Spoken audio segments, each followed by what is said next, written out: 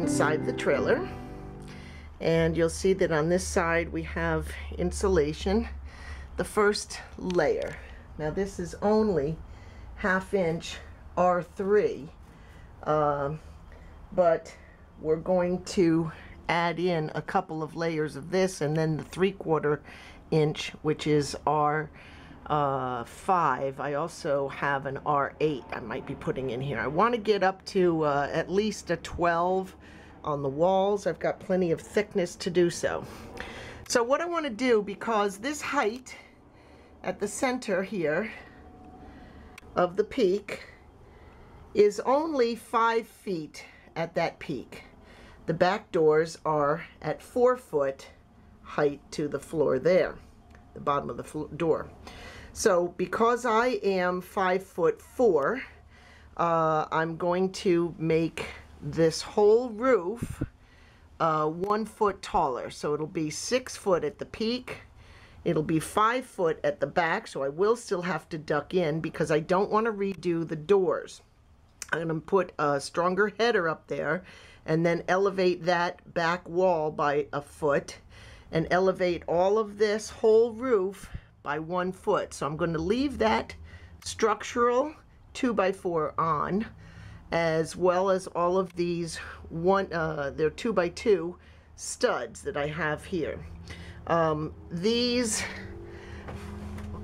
little pieces I placed in between here because when I did the cargo trailer, because I did not want to remove these for structural and security purposes, I added the studs to the inside. So they're attached at the floor level and then to the rail, and then through the spacers they're connected to the exterior sheeting, which is right here.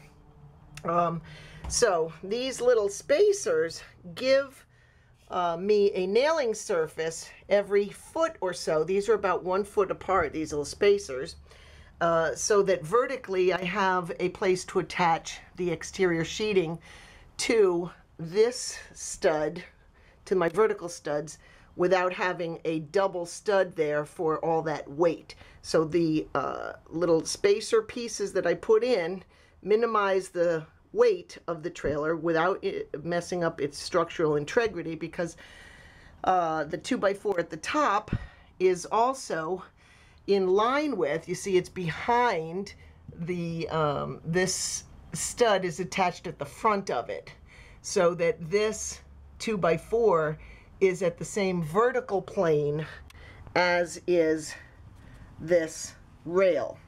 So the exterior sheeting matches, and so the interior does as well. So what I had to do is, at each place where these purlins attach, I've used Simpson ties. These are hurricane ties, is another terminology for them. And so what I've done is I'm going to remove the entire roof. It's in 2 panels. I've got a double two runners there, 2 purlins there that are separate.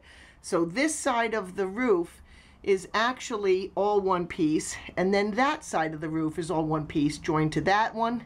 This side of the roof is joined to this near purlin.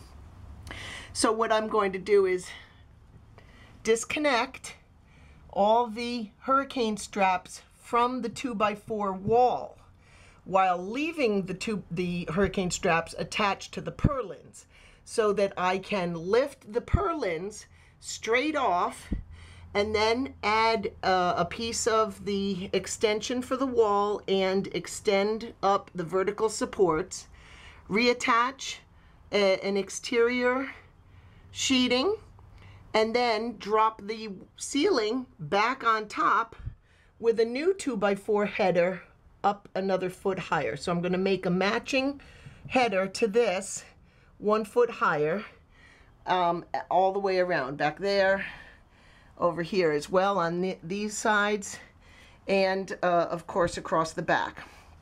So I've already gone around and taken out the screw bolts. These are socket head 3/4 inch number 10s, I believe they are. They might be number 8s thickness. And some of them are 3/4 inch, the ones that are going to go through the short side of the 2x4. But then on these longer ones, these are regular 3-inch screws that go all the way through. So I've just taken off the hex heads that are going to allow me to lift this roof off. And then tomorrow I will be putting on the extension to make it a foot taller. Thanks.